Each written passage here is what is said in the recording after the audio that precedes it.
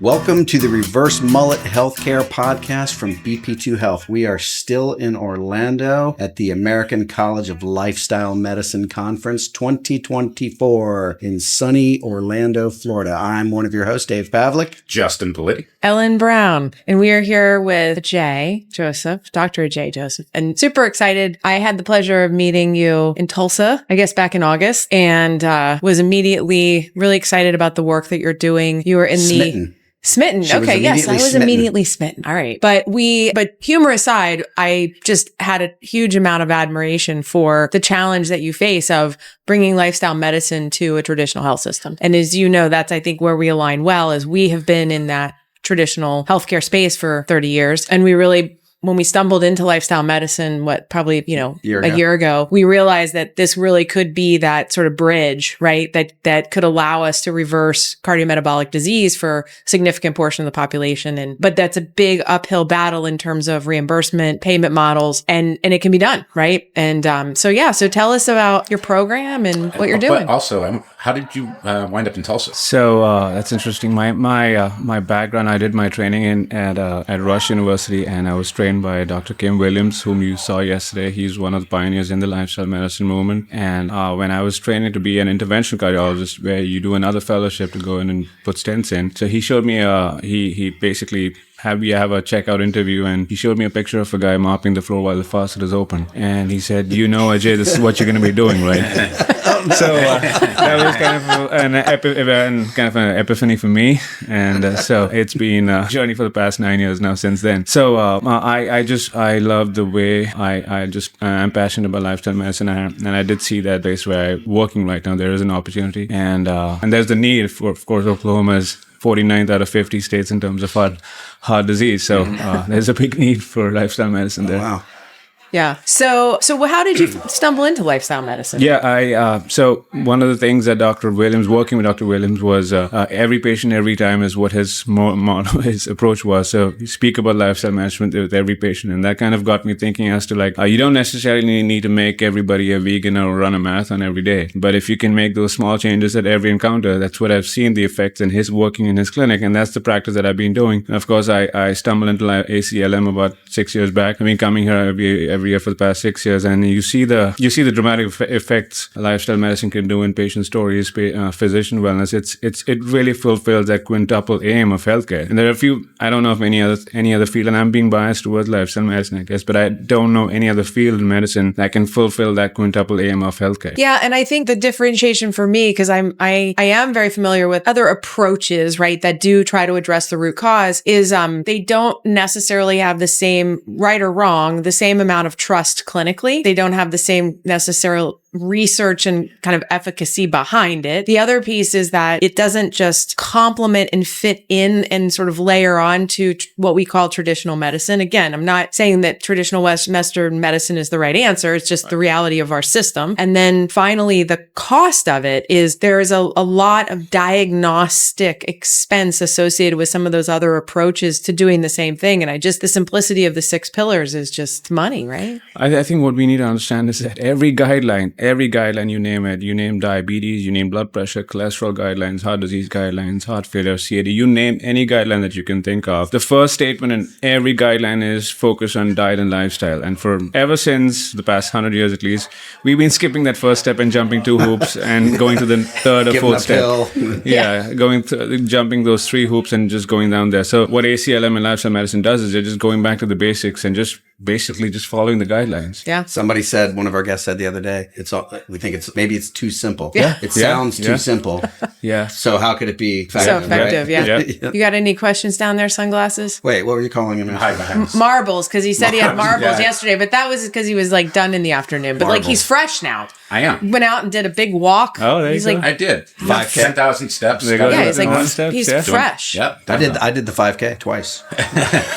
In your sleep. There's a lot of rural areas in Oklahoma. Explain to us or explain to our listeners how lifestyle medicine can help address those issues. Yeah. So how about I give an example of one of my patients? Please. That'll set the example. That's okay. Kind of set and when you do that, can you tell us kind of your program? I love your program. So So what our program is, it consists of two parts. We have a dedicated lifestyle medicine clinic where we see patients in all shapes and colors and referrals and all kinds of shades of lifestyle medicine. So share, I think it's a really important differentiation. When I talk about your program to people, one of the things that really sticks out is how you utilize referrals. Right. So can you speak to that a little? So every specialty, has a pain point which lifestyle medicine addresses. For example, GI has pain point. When I mean pain point, I mean a medical condition that they're trying to address and they don't have a mechanism to address that. As an example, fatty liver, right? Let's take an example for fatty liver. Fatty liver is almost purely a metabolic condition, cardiometabolic condition, where you don't have many medications for that. So if a GI doctor sees fatty liver, basically what they tell them is to go home and eat healthy and live a healthy lifestyle. But how is that patient going to do it? How is he going to get there? So that's for GI. For OBGYN, there's preterm labor. 70% of preterm labor is from lifestyle condition, right? You have PCOS, which is again a lifestyle related condition. You have mild cognitive impairment, as you've all seen from the Orange study Yep. there's a big way where you can potentially reverse it. The list is long, right? Cancer survivorship, you name pediatric obesity. So each specialty has a pain point which lifestyle medicine can address. So our clinic model is basically, just give us your pain points. Just give us all your specialties. Just give us your pain points and let us act as a balm for those patients where you have no option. You are telling them to go home and eat healthy, and we'll do that. As for primary cares, primary cares see 20 patients and they have 15 things to do in that 20-minute encounter. Expecting primary cares to take another 20 minutes to practice lifestyle medicine in that 20-minute encounter, it's just not logical. So what we pitch lifestyle medicine to primary care is that we know you want to do this. We know you want to talk to your patients about lifestyle medicine and all these advices, but you don't have the time. So just outsource that piece to us. So we're going to take care of that aspect so that we can help you get better outcomes. So that's the model of our clinic where everything funnels into this. And then based on each patient's individualized needs, we formulate a plan for them. That could be either following up in our clinic every 3 months, seeing a dietitian in between, or if they choose to go really gung-ho about it, we have a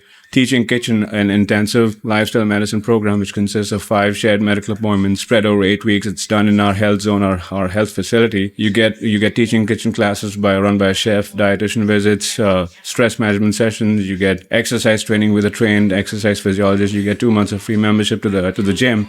So it's a much more hands-on, much more dedicated, more intensive program. So those are the 2 approaches that we've had, and we've seen some phenomenal results. Yeah. There goes again with the shared medical visits. Appointments, yeah. That's the best way to do practice lifestyle medicine, no question about it. Well, and the way that they've figured out, which I think is really smart for listeners that are on the technical side of this, is if you do it right and you pair it with an actual physician visit associated with that group visit, you can bill it at an E&M code level and not just the group billing code. And so it's a much more robust revenue reimbursement. Obviously, outcomes shared savings is the way to go. But if you're in that fee for service line, model. So kind of going back to Justin's point, tell us how your model works with those that are kind of rural. Is there an element that helps there? I think for the first, we are trained. We are all human beings. We all have our biases. We tend to think that, the folks in rural areas are not going to make the changes that we expect them to make. I'll give you a story of a gentleman in rural Oklahoma, came in with a heart attack, had to do a stent on him. And this is a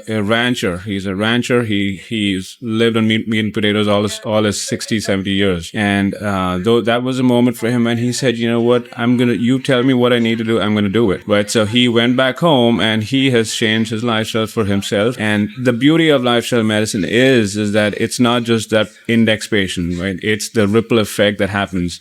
Right? He changes his lifestyle of his wife, his kids, his friends, his family. I mean, that's the beauty of lifestyle medicine. So he has been a champion of lifestyle medicine in his own small town. Yeah, so, that's the beauty of lifestyle medicine. Yeah. Yep. No, it's amazing. We talked yesterday about kind of that tipping point, like when you have that moment in your life that you're willing to make a change. So unfortunately, I think we're like on a tight schedule today. And I want to be respectful of your time, but we most definitely will be bringing you for a full episode because you're such a good case study of how to do this. So thank you. Thank you so much. Have a great day. Thank you. All right. Thank you. Bye.